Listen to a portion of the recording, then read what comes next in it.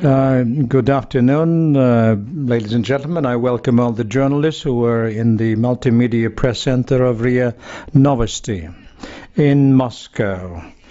I welcome journalists in Brussels and London, our esteemed guests. The subject matter of this Skylink linking Brussels, Moscow and London, Eurasian Union, the direction of integration. Early October, Prime Minister Putin, in one of his articles, expressed the idea of creating Eurasian Union, an interstate entity with a closer integration of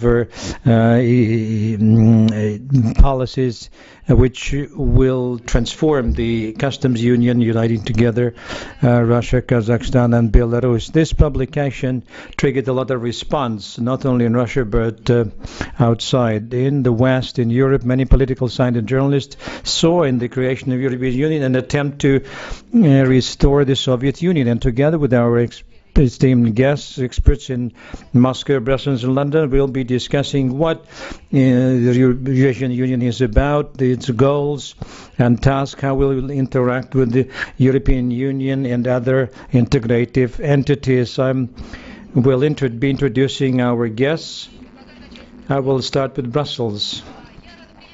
I'm happy to welcome Director of the EU-Russia Center, the Senior Counselor in European Policy, ex-advisor with the European Commission, Fraser Cameron. I'm also happy to welcome our London participant, an expert of the European Council of International Relations, Ben Judah.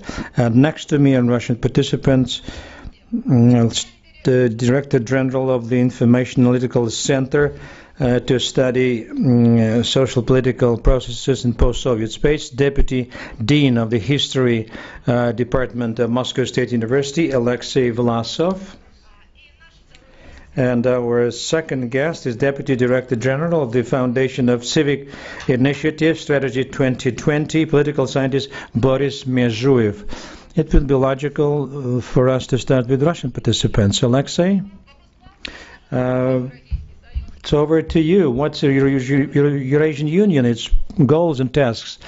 It's not a simple question, because the contours of the new integration project, the impetus to which was given, for discussion which was given by Putin's article in Investor, the contours of this project are only taking shape, and we see consecutive expressions of their opinions on what the Eurasian Union will be by Vladimir Putin, Alexander Lukashenko, and today the article by Nursultan Nazarbayev. If you compare these three texts, they overlap by 80%. There's a common approach. The Eurasian Union is not a conflicting but a complementary integrative entity aimed at interaction at three planes: economic, humanitarian and security planes. But there are also differences and distinctions which are determined by the fact that Minsk, Astana and Moscow do not see the future of Eurasian integration in the same way. There are some differences, there are motives not yet fully understand why at this very specific moment Russian leadership has given such a great ideological impetus to new integrative trends embodied in the customs union, single economic policy, and there's something more and greater, some called the Eurasian Economic Union, and others skip economic and just call it Eurasian Union. Let me give my own spiel and hypothesis on why this idea was expressed now. Number one, because Russia is preparing for a big election cycle. There will be elections to the State Duma in December in 2012. There is a front runner who is most likely to become President of Russia, Vladimir Putin. An actual fact, in the Kremlin, there have been long conversations that the current Prime Minister will come up with some breakthrough idea. I personally thought that would be a social project like Anti-Prokhorov idea in the summer of this year. But it turned out that the administration and the White House decided otherwise. Putin is coming back to the presidency with the global integrationist idea. What will be about? This will be a great project uniting successful countries. The Eurasian Economic Union is a union of successful countries which can be joined. This is not reflections of an expert, but the reality is, since Kyrgyzstan is a member of the customs union, so the Eurasian Union can be joined in this way or another by countries which are not economically on a par with Kazakhstan or Russia as the most successful economically states in the post-Soviet space. Two tasks tackled and resolved simultaneously. There's a new idea for the Russian political elite. We're becoming a center of attraction in the economy, in security and socio-cultural sphere for countries which are ready to cooperate and interact with us in two formats. The first format, the closest level of integration, while it is Moscow, Minsk, Astana and Bishkek, and others will gradually join in with this integrationist project through various channels of interaction, like free trade zone, which at the most recent session of prime ministers saw 8 countries joining our CIS. For Bishkek or Dushanbe, joining this project means that out of category of failed states, as some experts are labeling these countries, the Central Asian countries, possibly other regions of post-Soviet space, get the possibility to belong to a more successful and significant integration entity, something like relations between Eastern European countries and the core EU countries. It's not restoration and rebirth of the Soviet Union for one simple reason. Russia doesn't have enough resources, or in my view, even not sufficient political need to restore the old empire. But there's a possibility to increase the potential and the resource base to become more competitive. Suffice it to say that the size of the population of a federation is not enough to ensure social, economic, and other kinds of security at all levels, including this economic and social-cultural security, resource-rich Kazakhstan, the intellectual capacity of Belarus, which was on the end link in the chain of high-tech production in Soviet times, Kyrgyzstan, Tajikistan, and hard to say, but this may be continued with regard to Ukraine. Russia is becoming stronger. What do our partners fear, our partners in the project? It's also clear. Nursultan Nazarbayev noted in his article that the center of this future Eurasian Union should certainly be in Astana, to balance the influence of two integration centers of attraction, Moscow and Astana, and underscore that it was President of Kazakhstan, Nursultan Nazarbayev, in 1994 was the main ideologue of Eurasian project. And there are already myths being generated around this project. There have been statements from Kazakhstan's opposition, Azad political parties, said we will not allow infringement of national sovereignty of Kazakhstan. We demand clarifications that the Eurasian Union should not be a factor of subjugation of Kazakhstan to Russia. This was clear and expected. There will always be political forces that will gain a few scores in this confrontation. But the elite is in a state of confusion. The speed with which the Kremlin is implementing these integrationist initiatives is unprecedented, believe me. Normally, from words pronounced to something practical, it would take years. Now we see the reverse happening, and this kind of a confusion of the elites of the neighboring countries because we taught them that words will not we will not walk the talk. Whether they will be words only, whether they'll have the fate of the union state between Belarus and Russia, but there's no doubt there's a step taken for a reset of relations in the post-Soviet state, and the idea of Eurasian Union is perhaps the last chance for Russia to reshuffle its cards, its deck, and the big game in this we see in this region. Thank you for the introductory remarks. I want our esteemed guest to join in from Europe. My first question is to Mr. Cameron in Brussels.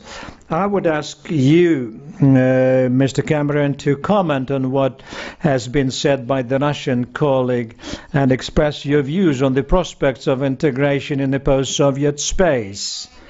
And express your opinion, whether you have apprehensions on the deepening of integration processes and how justified the apprehensions of other European experts. You're welcome, Mr. Cameron. No, there's no apprehension in Brussels because people don't take this too seriously. As Alexis said, we've had 10 years of rhetoric about a union between Russia and Belarus and nothing has happened. So I don't see why one can describe this as a breakthrough idea, nor do I see how one can describe this as uniting successful countries. What's successful about Belarus? It's a dictatorship that nobody wants to do any business with, not even its closest neighbors. So they're not successful countries. This is two things. One, a desperate attempt by Russia to try and build up some kind of bloc to deal with China. And secondly, a diversion from the serious internal problems facing Russia, which whoever wins the elections, and I think we all know who will win the election, will have to deal with from next summer. Russia's facing huge problems in terms of the need to modernize, to deal with corruption, to try and join the WTO and be a successful economy. These are the priorities. What Russians are worried about is inflation, food prices, jobs, security. So the Eurasian Union is simply a diversion. It's not serious.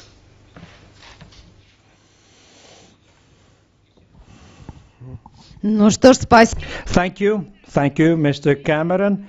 Now I would like to hear our London guest's point of view. Mr. Judah, what would you say about the integration processes in the post-Soviet space? Do you take Eurasian Union seriously or not? Well, my view and the general view in London is one of sort of deafening scepticism and a kind of calm expectance that this will go the way of many of the other previous reintegrative efforts that have been launched and then fizzled out under Mr. Putin's presidency. Let's just take the example of the free trade area that was announced the other day. This free trade area, despite a lot of fanfare, the actual text of the agreement hasn't yet been shared with the EU or with Russia's key trading partners. And this has led people to believe that the text must have either no agreement at all or such a large amount of transition periods or exemptions as it doesn't actually qualify as to a free trade area in practice. Now, looking onto the customs union, there's a lot of frustration in London that the customs union is going to make in Russia's integration into the WTO, despite recent agreement in principles between Brussels and Moscow, even more difficult as Kazakhstan and Belarus are a very long way away from being ready for WTO membership. So looking into the prospects of the Eurasian Union, I think it's important to realise that these are just a series of articles for the moment. They're a series of statements. They're very vague, and in terms of what's actually happened, well, there's not a lot. And even Mr. Putin himself has said that this could be a 10 or 15-year-long process before we actually see a Eurasian Union developing. What people are very frightened of in London is Russia's lack of capacity. Russia has a very small amount of bureaucrats capable of implementing trade agreements. They're also supposed to be handling the WTO. The chief negotiator Russia has for the customs union is double timing as the WTO chief negotiator. And there's fear that Russia is not going to be able to implement its agreements that it's signing with its partners in the CIS, with the EU, or a recent modernisation pact with China. And Europeans have noticed that Russia's implementation has been getting worse over the past few years. What I think is very disappointing for European analysts is that there was a naive hope that Putin would seek to reinvent himself, perhaps as a liberal. But this project appears to be that Putin has not reinvented himself at all, and has in fact chosen to relaunch his decade-long belief in trying to establish Russia as a pole in the multipolar world. And I think that the reason that it was launched with such urgency now is because, despite having been calling for a multipolar world for almost 15 years, Russia is in fact not a pole, with an economy that's very small in terms of global GDP, and has seen her influence in the ex-USSR eroded by China's financial neighbourhood policy in Central Asia, with China now being the dominant trade and investment partner there, and Europe now taking the place in the Western CIS as the chief conflict mediator, trade partner, and regional integrator through the Eastern Partnership Initiative.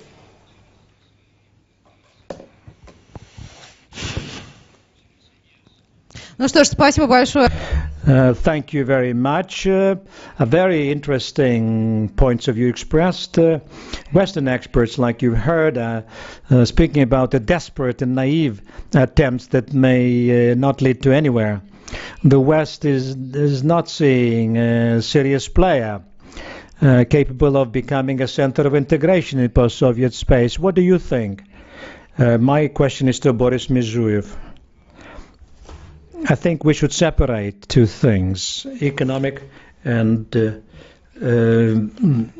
ideological, I think. It was rightly said that Putin, who is a front runner to become president, will try to formulate a new ideology for Russia. And since his position has always been a position of getting a consensus, creating a Putin's majority, as we would say. So he is looking for models that can bring together liberal, primarily economic liberal models, and formulate them in some conservative, traditional for Russia, ideological shape and form. And the Eurasian Union is a wonderful form of this synthesis. On the one hand, it's an absolutely liberal, in a specific sense of the word, definitely sense of the word, entity based on free trade ideas, which has been said, based on the idea of free migration, open borders, open for workforce, for goods, and in that sense, implementation of British economic ideas of the times of Victorian England. In that sense, very similar to what was implemented in the 90s in North America, the NAFTA agreement. But on the other hand, for many Russians, many residents in Kazakhstan, Eurasian is associated with some attempt on the part of Russia and Kazakhstan and Belarus of finding some specific identity. I'm not using the word civilizational. It's not clear what is attributed to that. At least relating oneself to the space where we're living, a space between Europe and Asia, a Eurasian space. And in that sense, it's a powerful idea, a very powerful idea, strong for Russia, particularly. The Russians feeling the sense of loss because of the loss of economic, cultural, social ties between our peoples, and it's attractive, and economically attractive for many, as we say, residents of the near abroad, as we say in Russia. For many people in Central Asia, that's an opportunity to move to Russia, to Belarus, or as part of labor migration. For producers of Belarusian goods, it's an opportunity to get to Russian markets, so on and so forth. It has nothing to do with the Soviet Union, because the Soviet Union was based on entirely different economic principles, the planned and the distribution economy. But on the other hand, it's some form of psychological healing of wounds. Whether Russia can or cannot afford it, from the point of view of lofty ideas, international law, I don't think it's a serious talk. Russia can afford anything, including economic integration with its neighbors, labor integration and otherwise. With regard to resources, yes, there is an issue for Russians themselves. For Russia, it's important to make it so, to make this Eurasian Union not to be too great as a burden for them. That should be a mutual interest. I think that the main opponent to this can be the economic forces of nationalism, and for Eurasian Union to become a strong entity to improve the living standards of the Russians themselves, one should pursue reasonable economic industrial policy. Some people speak about new industrialization. I think it's inseparable from the idea of Eurasian Union. This should be combined and merged. Then Russia will be able to sort of share with its neighbors in some mutually beneficial way. As to security, I don't think that the Eurasian Union is an anti-European or anti-Chinese idea. It would be a misconception to see this as an attempt to turn against China or turn against Europe. I think it's a kind of a complement to the system of international order based on emergence in Eurasia in broadest sense of two major economic sources of growth, united Europe, Germany and France in particular, and China. And it's necessary for the space between these two territories to be filled not with such economically devastated space, but with some strong integrationist entity. In that sense, it will contribute not only to the security in Eurasia in the narrow sense of the word, but also to Eurasia in the broadest sense of the words. I mean, this landmass.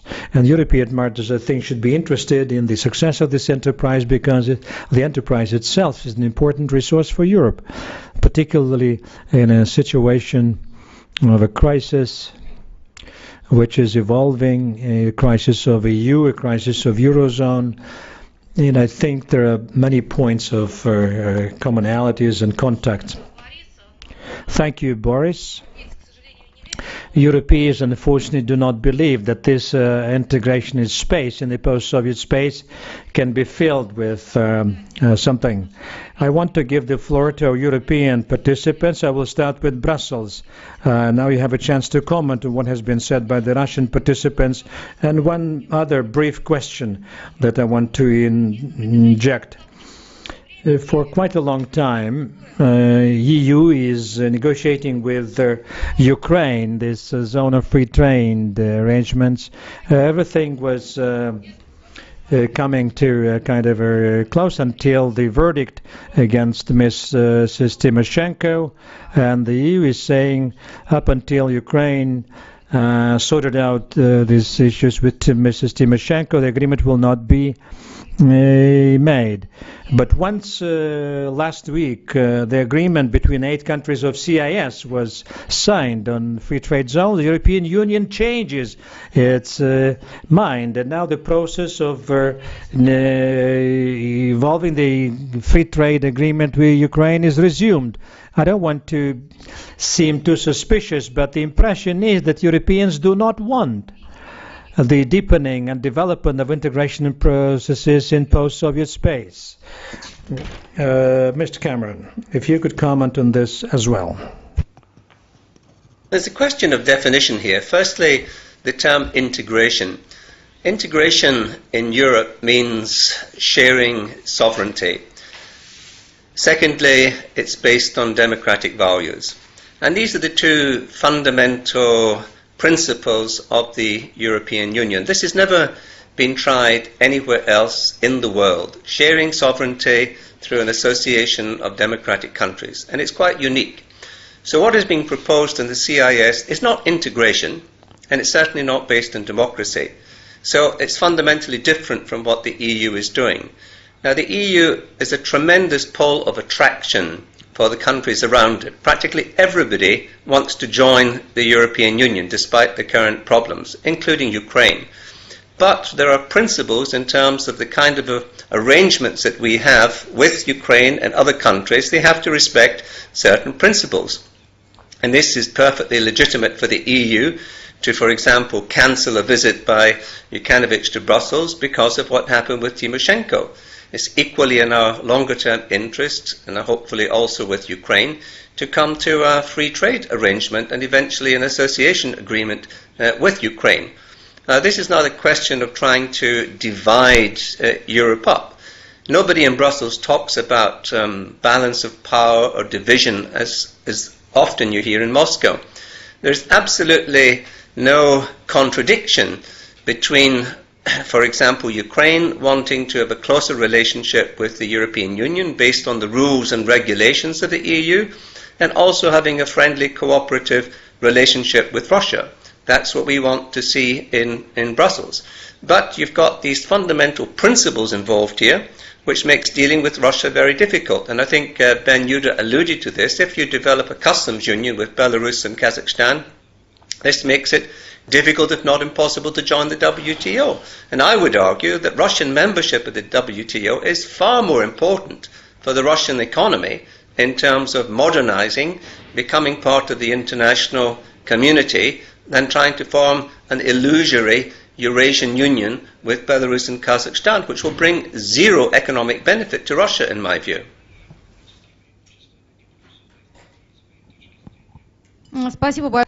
Thank you very much, Mr. Cameron. I want to ask Alexei Vlasov. What's the difference between integration in CIS from integration in EU, in your view? What are these fundamental principles are lacking here? In the EU, there are also integration of various levels, and the two pillars of European integration, Germany and France, are now key in deciding and resolving issues relating to the crisis in the EU. As they say, Moscow was not built overnight. And the United Europe has passed a long way from the coal and steel arrangements to Maastricht agreements. And this path and way was not passed in 2 or 3 years, but it took several decades. In the same token, it seems to me that the chance that the Russian elite and the elites of some post-Soviet countries in the 90s was not used. And now, in essence, we are saying we are launching some integration processes, not from scratch, but from a new reference point. And I do understand when Putin and Nazarbayev that the process of construction of a new Eurasian home will take a while, 10 to 15 or to 20 years. But the foundation of this, in my view, is the interaction between Russia and Kazakhstan. And I will agree with my colleague, we can talk about Eurasian identity, but with some qualifications. And understanding its contentious idea, and Russia and Kazakhstan, the argument is far from being over. And with regard to democratic values, the standards that are offered by EU to its partners, and it's a kind of a club membership card to enter the European EU space. We got to Eastern Europe and the Baltic republics are not universal values in my view. And therefore, it's more likely that the principles and approaches based on which the Eurasian Union will be formed will be different from those on which the European Union is operating today. Again, we see mere declarations on the success of Eastern Partnership program for the 6 countries of CIS, which don't have the possibility of accessing EU in the near future, but we're ready to develop partnership programs from the point of view of legal, democratic, economic standards.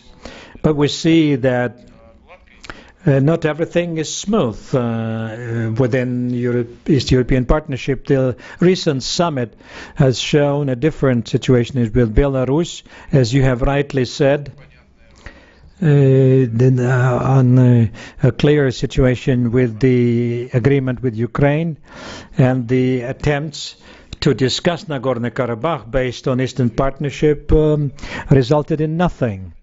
We are facing the same issues, but when we are told, let's have this slogan, to Europe instead of Russia, and Putin's, and that's the conflict, kind of a conflicting approach. Putin's article's message is different. To Europe together with Russia. How long will this path take? Nobody contests the idea that Eurasian Union should be seen as part of a larger space, as part of the space that is integrating itself with Europe. But to divide everybody into white and black sheep by not meeting certain EU standards, again, these standards are double standards, or it may be a justifiable reproach. And I think this strategy of geopolitical bridge, the function of which Kazakhstan plays with regard to Kazakhstan and the Asia-Pacific region, this may be also just for Belarus, which may become a geopolitical bridge between EU and Eurasian Union. This is a process. We cannot say that is evident or obvious what Eurasian Union will be like within 5, 7, or even 10 to 15 years. But the psychology of confrontation, in my view, on the part of some partners in EU, prevails over the attempts to look at it from the other side. We are partners, but we are different. And I think it's these mental, psychological barriers and not failure to meet certain standards of EU by Russia or CIS are barriers to more open and effective dialogue. I thank you, Alexei, and I want once again to go over to London. Mr. Judah, why do Europeans deny Russia's this deep desire to get integrated, to have deep integration with post-Soviet state? There's an example of a successful European Union before us, and this experience of integration can be useful for Russia. What do you say? Well, I think the first point just to lay out is that the post-Soviet countries are viewed by the European Union as independent and sovereign and have their own right to choose who they wish to integrate with. And the European Union has always been very supportive of countries that wish to integrate with the EU economically and socially, and doesn't believe that Russia is a part of that conversation when in our bilateral relationships with our Eastern partners. Just to move on into what I think is the large irony of the Eurasian Union and this point that Mr. Mazurov raised about Eurasian identity, which is that one of the key points is that there will be a continued visa-free regime and a human space between Central Asia, Russia, and any other countries in the Caucasus or Eastern Europe that wish to join. I think that I'm not quite sure why the Eurasian Union is needed, because the visa-free regimes already exist between Central Asia and Russia and the Caucasus and Russia, and that instead of creating a Eurasian identity, what I have witnessed in Russia is that this is actually dissolving, and that the presence of 10 to 15 million mostly Muslim migrants from Central Asia and the Caucasus in major Russian cities has seen a nationalist backlash and the emergence of a non-Russian underclass performing construction work in many key industrial areas, and a growing sense that they are different from Russians. And I think that we're witnessing in Russia, if we look at the recent popularity of the Stop Feeding the Caucasus campaign and of movements against illegal immigration, a popular voice saying that a lot of this money and attention should be invested in renovating Russia instead. So I think that's quite ironic that the Eurasian Union is being launched now. The second point I'd like to raise is about economic spaces, and I think that there's a slight mistake in the debate. A customs union and a trading bloc, it's not a political alliance. It's actually a very complicated process of standardization, of making sure economic templates fit together. It's the standardization of tariffs, and this in the European Union took an awful long time and isn't even fully finished yet. And there's a lot of skepticism about whether Russia, which currently micromanages its tariffs in a way that Algeria does, is capable, because of a system with so many stakeholders and vested interests, of making the leap to implementing WTO agreements if it would join, or implementing a full customs union or hypothetical free trade area with CIS member states, because that would involve lots of industries losing out, lots of small, medium to large oligarchs having to forgo special protection they enjoy through tariffs. And I think that there's a moment of truth that Russia will have to answer up in the moment if it doesn't want this project to go like so many other announcements of common economic spaces have gone before, which is into the desert of non-implementation.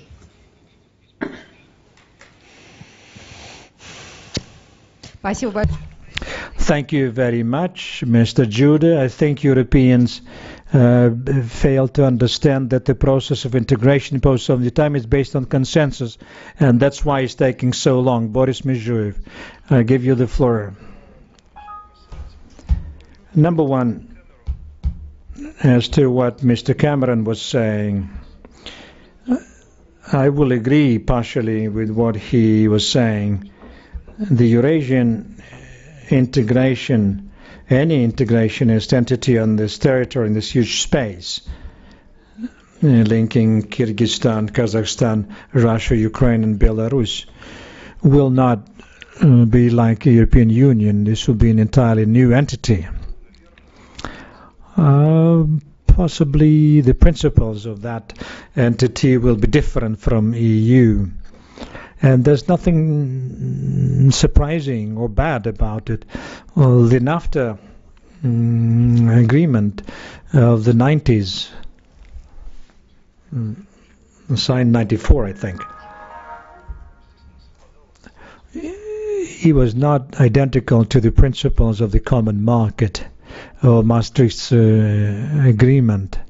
These are different forms of association, and they're very much distinct, and that Russia and Kazakhstan are not likely to arrive at this formula of shared sovereignties, and the degree of differentiation achieved by the European Union member states, and which in fact is a certain problem for the EU economically speaking.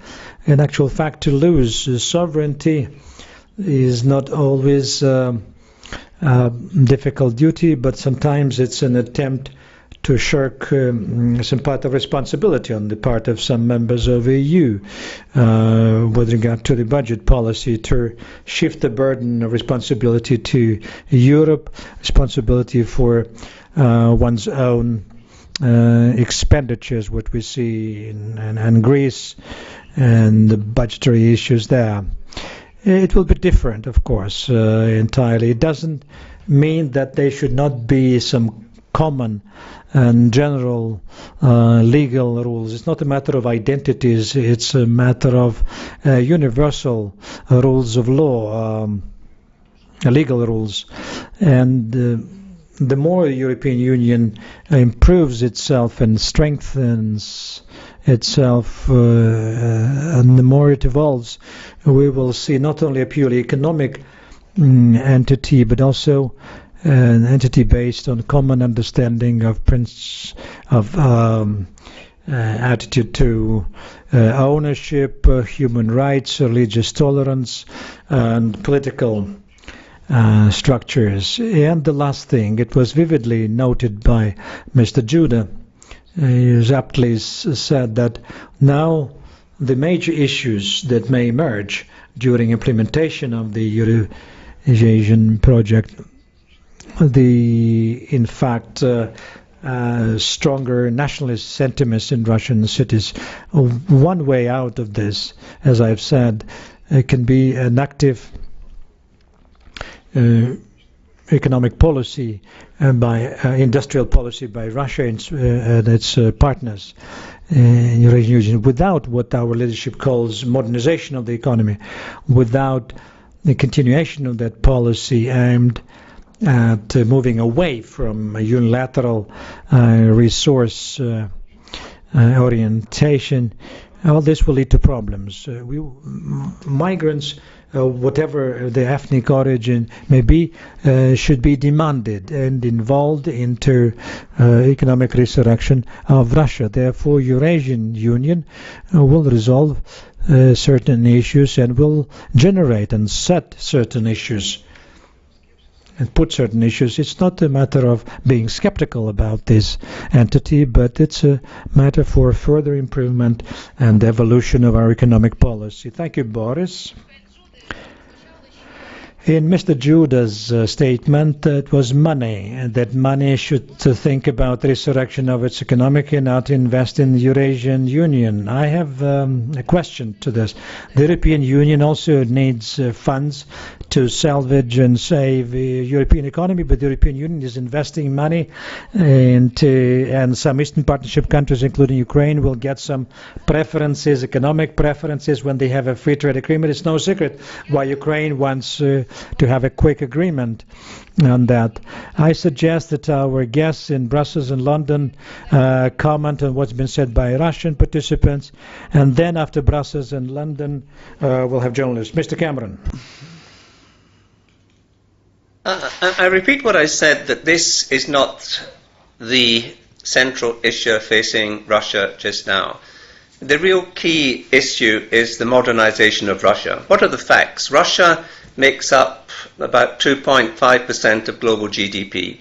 Russia's losing its best and brightest young people. Just go to London, Paris, New York, Frankfurt. There are thousands of Russians making new lives there. This is bad for Russia.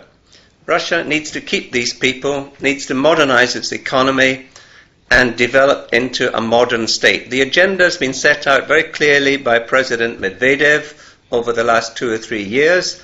And so talk of trying to develop some kind of illusory union with two dictatorships, Belarus and Kazakhstan, is not the future for Russia. It's going backward. Russia needs to integrate with the West. It needs to modernize, join the WTO, develop its education system, reform its health system, give its people incentives, stop the corruption. You know, that's the agenda for Russia over the next few years, not dealing with Kazakhstan and Belarus. It's a total sideshow.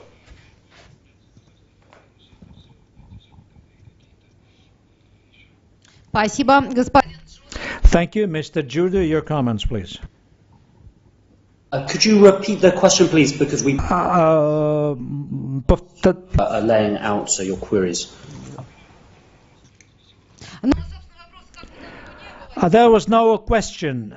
If you want to comment on some brief comment on what the Russian experts have said, then yeah. If not, we will ask journalists. If you have any comment on Russian I think it's important just to clarify that the European Union has never not wanted to sign a free trade area with Russia, and that the European Union has been trying to negotiate a partnership and cooperation agreement, which is a document which would allow that to happen, and has been trying to negotiate with Russia the terms of its admittance to the WTO, and that these would need to be implemented before such a free trade area could be launched. So it's not as if the EU is trying to build competitive zones of free trade or views free trade as a sort of 21st century version of a sphere of influence. That's not true. The European Union would like a global freer trading system.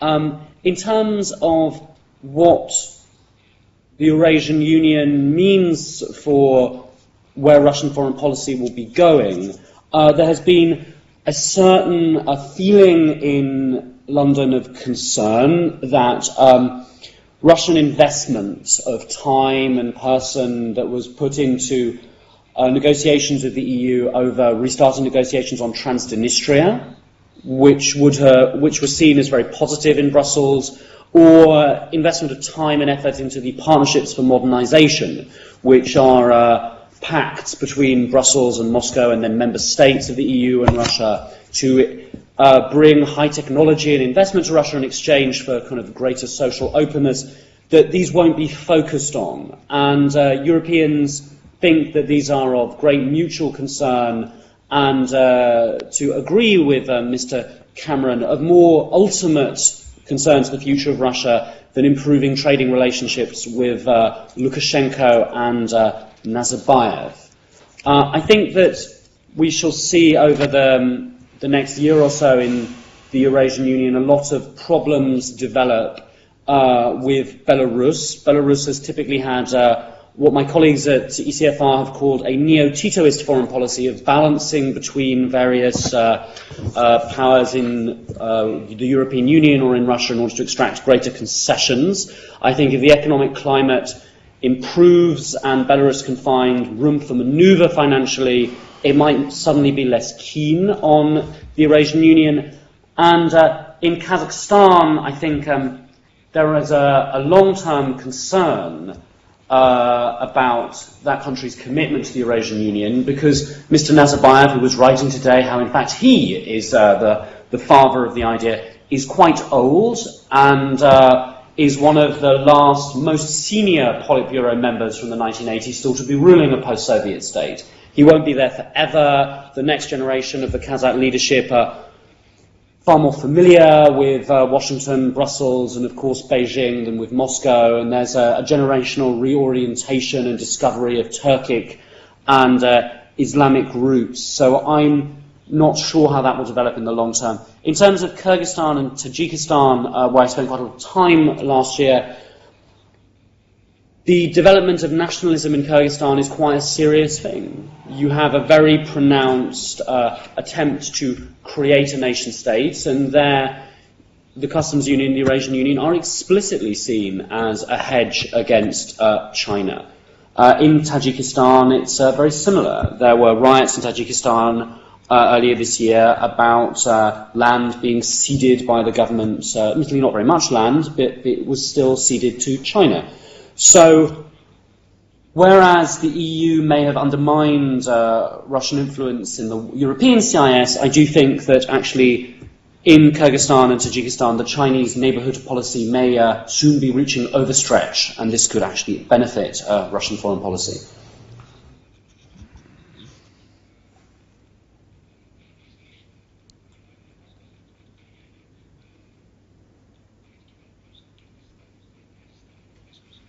Ну что ж, спасибо большое за ваш... Thank you very much for your point of view. Hard not to agree that Russia needs modernization, but it's kind of naive to think that Russia should not be cooperating with its closest neighbors with whom it has a long border. Colleagues, any brief comments? Any wish?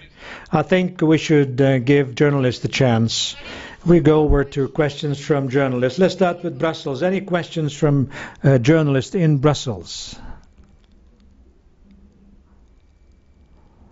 Any journalists in Brussels?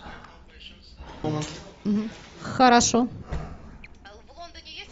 In London, any questions from journalists in London?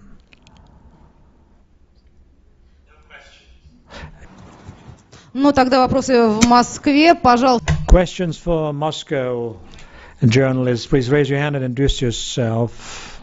Journalists were closely following the debate and didn't come up with any question. Please introduce yourself and who you address the question.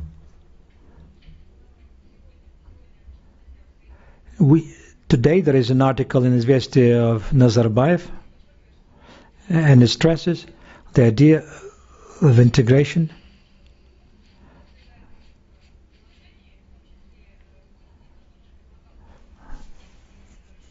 And he is proposing a single monetary unit, and to have an office of central office of Eurasian Union in Astana. Alexei Vlasov has already commented. With regard to the monetary unit, I think this will be too hasty a decision given the level of economic development of Russia and Kazakhstan, particularly Russia. I'm not sure that for Russia this would be of some positive value and meaning now. With regard to moving of the center of to Astana, the capital of Kazakhstan, I think this would have some logic. I think the better option would be not to have one single center, but to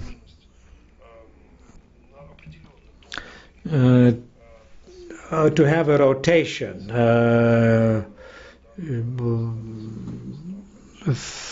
for various capitals of countries and for giving them the chance to be centers for several years. I think for Russia it would be acceptable to move it to Kazakhstan. I doubt this would be acceptable to Belarus, particularly even more so for Ukraine. It's too far away. Russia is centrally located. On the other hand, Russia, Moscow as a center, this would raise many questions about like domination of Russia, imperial ambitions of Russia. And for Kazakhstan it would not be acceptable if the center would be in Minsk, for instance. It might be an alternative view they want to share. The center should not be in a capital city. Orenburg could be the best option. A city located close to Kazakhstan. It has historical traditions for Russia, and for Russia as a country it is important to see a development of regional capitals, and Orenburg as a regional capital closely located to Kazakhstan to a certain degree could become a symbol of a strong union of Russia and our southern neighbor. On the other hand, this would be raising fewer questions on the part of Belarus, since Russia is centrally located between these two partners. That's Alexei. I think this was an exhaustive answer. You have already mentioned. So, any more questions? Brussels, more questions? Questions from journalists in Brussels? No questions? No questions in London, in Moscow? No questions in Moscow. Then I want to thank our esteemed guests and participants in this discussion for an interesting conversation, different opinions, a very interesting. Come again, and all the best to all of you. Thank you. Thank you.